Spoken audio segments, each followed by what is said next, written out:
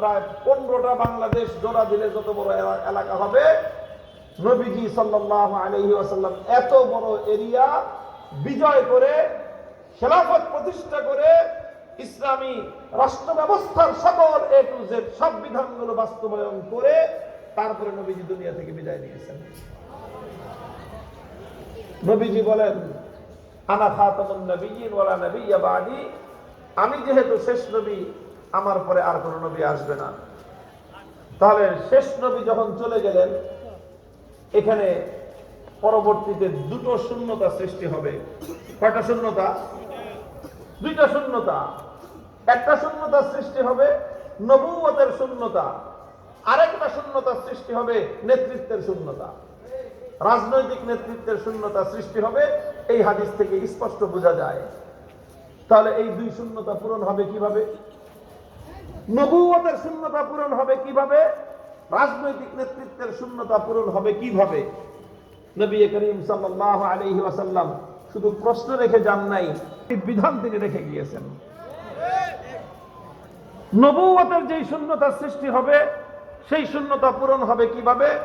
নবীজি অন্য হাদিসে তার জবাব দিয়েছেন, আল উলামা ওয়ারাসাতুল আম্বিয়া ওয়া ইন্নাল আম্বিয়া লাম ইউয়ারিসু দিনারান ওয়ালা দিরহামা ইন্নামা ওয়ারাসুল ইলম।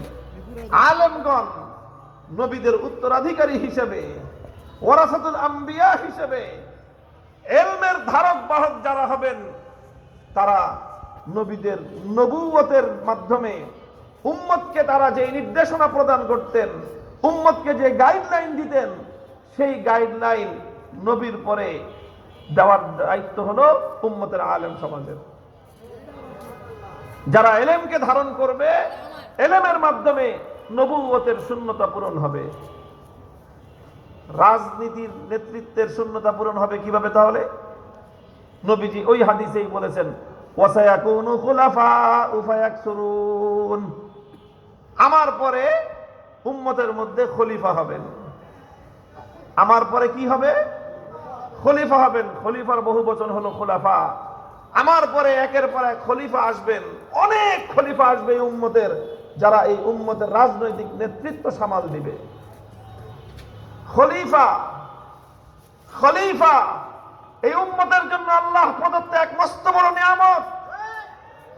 আল্লাহর পয়গম্বরের ইন্তেকালের পরে হাজার হাজার বছর ধরে নবীদের দ্বারা প্রচলিত, পরিচালিত যে দায়িত্ব পালন হতো, সমস্ত নবীদের ইন্তেকালের মাধ্যমে, আখেরি নবীর তিরোধানের মাধ্যমে উম্মতের মধ্যে রাজনৈতিক নেতৃত্বের যেই শূন্যতা সৃষ্টি হয়েছে, আল্লাহর নবীজি নিজেই বলেছেন, সেই শূন্যতা পূরণ করবে খলিফাগণ। ওয়াসায়াকুনু খুলাফাউ ফায়াকসুরুন, খলিফাগণ সেই শূন্যতা পূরণ করবেন। দুর্ভাগ্যজনকভাবে এই খলিফা, খলিফা মানে হলো বাংলায় বলতে পারি সহজে নেতা, আর এই ব্যবস্থাটাকে বলা হয় খেলাফত, নেতৃত্ব, উম্মতের কাঙ্ক্ষিত নেতৃত্ব। দুর্ভাগ্যজনকভাবে ইসলামের দুশমনরা মুসলিম জাতিকে নেতৃত্ব শূন্য করার জন্য খলিফা এবং খেলাফতের বিরুদ্ধে তুমুল ষড়যন্ত্র, ভয়াবহ ষড়যন্ত্র তারা পরিচালনা করেছে। মুসলমানরা যেন খলিফা না বলে, মুসলমানরা যেন খেলাফত না বলে, এই জন্য তারা বিকৃত করতে করতে খলিফা বানাইছে তারা দর্জিরে। খলিফা কারে বলে বাংলায় জানেন? দর্জিকে বলে খলিফা, আর বিয়ে পড়ায় বিয়ে খসায় বলে কাজী। কাজী হলো ইসলামে বিচারককে বলা হয় কাজী। এখন ওই কাজী বিচারক, বিচারক এই পদটাকে এনে লাগাইছে বিয়ে পড়ানো আর বিয়ে খসানো, খালি এই দুই কাম, আর কোনো কাজ নেই কাজী সাহেব। অথচ কাজী মানেই তো হলো বিচারক। ইসলামের এই রাজনৈতিক প্রত্যেকটা পরিভাষাকে সুপরিকল্পিত ভাবে, ষড়যন্ত্রমূলক ভাবে এগুলোকে মিসইউজ করা হয়েছে, যেন উম্মত তাদের সঠিক কনসেপ্ট থেকে দূরে সরে যায়। আল্লাহ নবী বলেছেন, ওয়াসায়াকুনু খুলাফা ফায়াকসুরুন, উম্মতের এই রাজনৈতিক নেতৃত্বের দায়িত্ব পালন করবেন খলিফাগণ, এবং খলিফা একজনের পরে একজন আসবে, একজনের পরে একজন আসবে, একজনের পরে একজন আসবে, তারা এই উম্মতের রাজনৈতিক নেতৃত্ব প্রদান করবে। এখন কথা হলো খলিফা কে হবে? নবী যতদিন আসছে ততদিন নবুয়ত আল্লাহর পক্ষ থেকে সিলেক্টেড, ঠিক তদ্রূপ নেতৃত্ব তখন আল্লাহর পক্ষ থেকে সিলেক্টেড ছিল। নবুয়তের ধারা যখন বন্ধ হয়ে গেল তখন তো আর আল্লাহর পক্ষ থেকে সিলেকশন হবে না, তখন নবুয়তের দায়িত্ব চলবে ইলম অর্জনের মাধ্যমে, আর নেতৃত্বের দায়িত্ব চলবে খেলাফতের মাধ্যমে। এখন খলিফা হবে কে? খলিফা হবে কে? খেলাফতের দায়িত্ব কে পালন করবে? খেলাফতের দায়িত্বের জন্য কি কোয়ালিটির প্রয়োজন? কি ধরনের মানুষকে নেতৃত্বের দায়িত্ব দেওয়া হবে? এটার জন্য উম্মতের কাছে নবী আকরাম সাল্লাল্লাহু আলাইহি ওয়াসাল্লাম একটা মডেল রেখে গিয়েছেন। কি রেখে গেছেন? একটা মডেল, একটা নমুনা। সেই মডেলটার নামই হলো খেলাফতে রাশেদা, সেই মডেলটার নামই হলো খোলাফায়ে রাশেদিন। আমাদেরকে অনেক সময় প্রশ্ন করা হয়, যেহেতু রাজনীতি করি, যে হুজুর আপনারা যদি ক্ষমতায় যান, যদি আপনারা রাষ্ট্র পরিচালনা করেন, তাহলে আপনারা কিরকম রাষ্ট্র বানাইবেন? আপনাদের সেই রাষ্ট্রের মডেল কোনটা?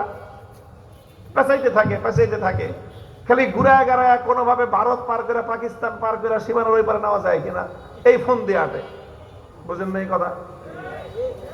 ভারত পার করে পাকিস্তান পার করে সীমানার পরে কি কোথায় নিয়ে যেতে চায়? এই পরে তো শুরু করে দেবো যে এই হুজুররা ক্ষমতায় আসলেই তো এই হয়ে যাব। এই হলো মিডিয়ার একটা মানে সুপরিকল্পিত ষড়যন্ত্র। তো এই জন্য আমরা ভালো করে বুঝি তোমরা কি চাও। আমাদেরও পরিষ্কার কথা, আমাদের মডেল তো একটাই, খেলাফতে রাশেদার মডেল। আমরা ক্ষমতা পেলে যতটুকু ক্ষমতা পাই খোলাফায়ে রাশিদিনের মডেলকে আমরা ফলো করব। খেলাফতে রাশেদা ছাড়া পৃথিবীতে আমাদের দোসরা কোনো মডেল না, আমাদের আর কোনো মডেলের প্রয়োজন নাই। খেলাফত আলা মিনহাজিন নবুওয়াহ, যেটা আল্লাহর নবীর আদর্শের উপর প্রতিষ্ঠিত উম্মতের রাজনৈতিক নেতৃত্ব, সেটাই উম্মতের মুক্তির একমাত্র নিশ্চয়তা দিতে পারে। আলহামদুলিল্লাহ, আমাদের কাছে সেই খেলাফতে রাশেদার মডেল, সেই খেলাফতে রাশেদার আদর্শ আছে না নাই? সব আছে। সেই খেলাফতে রাশেদা থেকে নেতৃত্বের যদি আমরা বৈশিষ্ট্য তালাশ করতে যাই, তাহলে আমরা কি বৈশিষ্ট্য পাই? আল্লাহর পয়গম্বরের ইন্তেকালের পরে, নবীজির ইন্তেকালের পরে সর্বপ্রথম খলিফা হয়েছেন কে বলেন? আবু বকর সিদ্দিক রাদিয়াল্লাহু আনহু। তিনি ছিলেন খলিফাতুর রাসূলুল্লাহ সাল্লাল্লাহু আলাইহি ওয়াসাল্লাম। তিনি আল্লাহর নবীর পরবর্তী খলিফা প্রতিনিধি। হযরত আবু বকরের পরে খলিফা হয়েছেন ওমরে ফারুক রাদিয়াল্লাহু আনহু। তারপরে খলিফা হয়েছেন হযরত ওসমান বিন নুরাইন রাদিয়াল্লাহু আনহু। তারপরে খলিফা হয়েছেন হযরত আলী রাদিয়াল্লাহু আনহু। এই চারজনের খেলাফত, এটাই হলো ইসলামের জন্য, উম্মতের জন্য, কিয়ামত পর্যন্ত মুসলিম জাতির জন্য খেলাফতের সর্বোচ্চ মডেল। এই মডেলটাকে যদি আমি একটু অ্যানালাইসিস করি, সেখান থেকে নেতৃত্বের একটা অপরিহার্য বৈশিষ্ট্য আমি খুঁজে পাই। আল্লাহর নবীর পরে সবচেয়ে বড় আলেম এই উম্মতের মধ্যে কে ছিলেন? আবু বকর রাদিয়াল্লাহু আনহু। এটা পুরা উম্মতের ঐক্যমতের সিদ্ধান্ত যে আবু বকর সিদ্দিকের চেয়ে বড় কোনো আলেম এই উম্মতে ছিল না। হযরত আবু বকরের পরে সবচেয়ে বড় আলেম কে ছিলেন? হযরত ওমর রাদিয়াল্লাহু আনহু। এটাও উম্মতের ঐক্যমত যে আবু বকর সিদ্দিকের পরে সবচেয়ে বড় আলেম, সবচেয়ে বেশি ইলমওয়ালা ছিলেন ওমর রাদিয়াল্লাহু আনহু। হযরত ওমরের পরে সবচেয়ে বড় ইলমওয়ালা ছিলেন ওসমান রাদিয়াল্লাহু আনহু। হযরত ওসমানের পরে সবচেয়ে বেশি ইলমওয়ালা, সবচেয়ে বড় আলেম ছিলেন হযরত আলী রাদিয়াল্লাহু আনহু। এইভাবেই এই উম্মতের রাজনৈতিক নেতৃত্ব প্রতিষ্ঠিত হয়েছে। এ থেকে বোঝা যায় আল্লাহর নবীর পরে যিনি সবচেয়ে বড় আলেম, তিনি উম্মতের রাজনৈতিক নেতা হযরত আবু বকর রাদিয়াল্লাহু আনহু। হযরত আবু বকরের পরে যিনি উম্মতের মধ্যে সবচেয়ে বেশি ইলমওয়ালা, হযরত ওমর ফারুক রাদিয়াল্লাহু তাআলা আনহু, তিনি উম্মতের রাজনৈতিক নেতা। হযরত ওমরের পরে সবচেয়ে বেশি ইলমওয়ালা হযরত ওসমান রাদিয়াল্লাহু তাআলা আনহু, যিনি সবচেয়ে বড় আলেম, তিনি রাজনৈতিক নেতা। হযরত ওসমানের পরে সবচেয়ে বড় আলেম হযরত আলী কাররামাল্লাহু ওয়াজহাহু, যিনি বড় আলেম, তিনি উম্মতের রাজনৈতিক নেতা। এটাই উম্মতের গর্ব, এটাই উম্মতের অহংকার, এটাই উম্মতের মর্যাদা এবং মুক্তির একমাত্র পথ।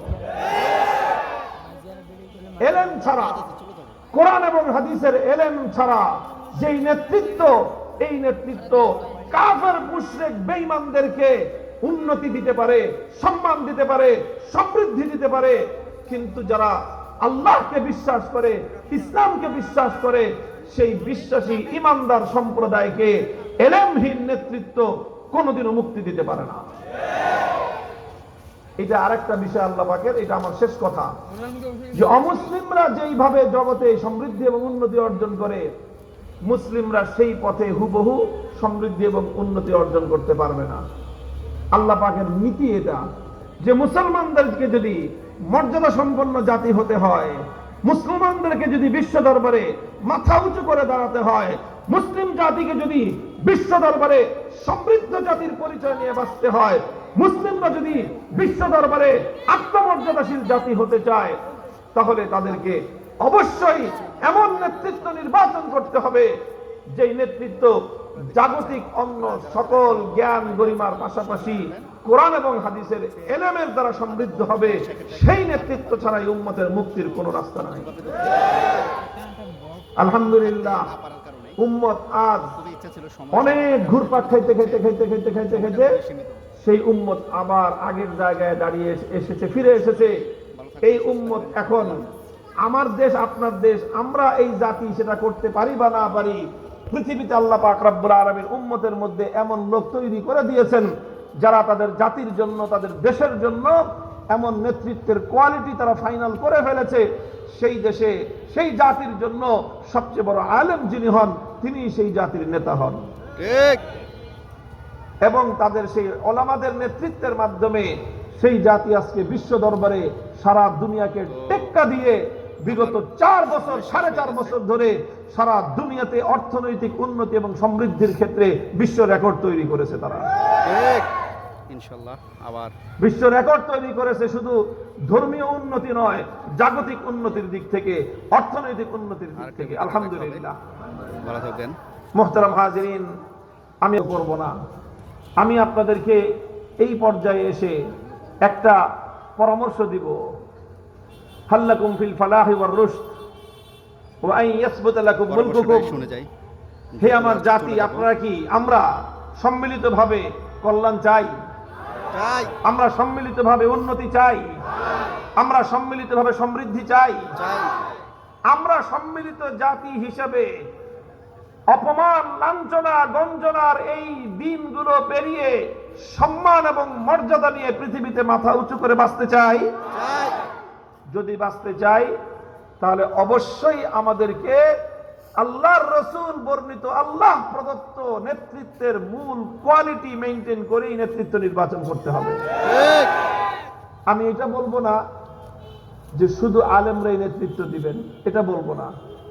তবে অবশ্যই নেতৃত্বের সেটআপ এমন হতে হবে যে মূল কেন্দ্রীয় চরিত্রে এমন ব্যক্তি থাকতে হবেন যিনি কোরআন এবং হাদিসের পর্যাপ্ত জ্ঞান এবং এলেমের দ্বারা যিনি সমৃদ্ধ হবেন। এমন ব্যক্তিবর্গ দিয়ে ইসলামী নেতৃত্বের সেটআপ কমপ্লিট করতে হবে। এছাড়া এই উম্মতের সম্মান নিয়ে বাঁচার ভিন্ন কোনো রাস্তা নাই। যারা এই শূন্যতা যারা পূরণ করতে পারবে মুসলমানদের মধ্যে যারা তাদের নেতৃত্বের মধ্যে ওলামাদেরকে কম্বাইন করতে পারবে, যারা তাদের নেতৃত্বের মধ্যে এলেমওয়ালাদেরকে কম্বিনেশন ঘটাতে পারবে, সেই মুসলিম জাতি বিশ্ব নেতৃত্ব দিবে ইনশাআল্লাহ আগামী দিনে। ইনশাআল্লাহ আগামী দিনে তাদের হাতে বিশ্ব নেতৃত্বে আসবে, শুধু দেশের নেতৃত্ব না। Wait and see. ইনশাআল্লাহ, ইনশাআল্লাহ অপেক্ষা করেন। আমরা দেখে এসেছি সেই জাতি, সেই দেশ, 30 জন মন্ত্রীর মধ্যে 28 জন মৌলানা, মাশাআল্লাহ, 2 জন খালি জেনারেল এক্সপার্ট। হ্যাঁ, সেই সকল মন্ত্রীদের আন্ডারে সব বিষয়ক এক্সপার্ট, বিজ্ঞান, আইটি, সব জাতীয় আপনার সব নলেজেবল লোকজনদেরকে নিয়ে রাষ্ট্রের উন্নতি করতেছে। কিন্তু মূল নেতৃত্ব ওলামাদের হাতে, আলেমদের হাতে। এর বিনিময়ে তারা কি পেয়েছে? শুধু 3টা জিনিসের কথা বলি সামান্যভাবে। তারা কি পেয়েছে? তারা পেয়েছে অভূতপূর্ব অর্থনৈতিক সমৃদ্ধি। 4.5 বছরে তাদের দেশের মুদ্রার মান ডলারের বিপরীতে 100 গুণ বেড়েছে। সুবহানাল্লাহ। আগে যেই ডলার কিনতে তাদের খরচ হতো 100 টাকা, এখন সেই ডলার কিনে তারা 50 টাকা দিয়ে। 4 বছরের মাথায়, 4 বছর আগে আমাদের বাংলাদেশে ডলার ছিল 100 টাকা, 4 বছর পরে এখন 125 টাকা। আমাদের দেশের মুদ্রার মান কমেছে 25%, তাদের দেশের মুদ্রার মান বেড়েছে 100%। হুজুরদের দেশের কথা বলতেছি, মোল্লাদের দেশের কথা বলতেছি। আর কি করেছে তারা? আর হলো তারা যে কাজটা করেছে, একটা বিচার ব্যবস্থা প্রতিষ্ঠা করেছে, অভূতপূর্ব এক বিচার ব্যবস্থা, বিস্ময়কর এক বিচার ব্যবস্থা। সেই বিচার ব্যবস্থায় অযথা এই টানা হেঁচড়ানায়, কালক্ষেপণের সময় ক্ষেপণ করে বিচারকে টালবাহানা করার সেই ব্যবস্থা সেখানে নাই। আমাদের দেশের বিচার ব্যবস্থা সম্পর্কে জনমানসে একটা কথা প্রবাদ প্রচলিত আছে, সেটা হলো বাপে মামলা করে, পোলায় মামলা চালায়, নাতির আমলে কপাল ভালো থাকলে মামলার রায় পায়।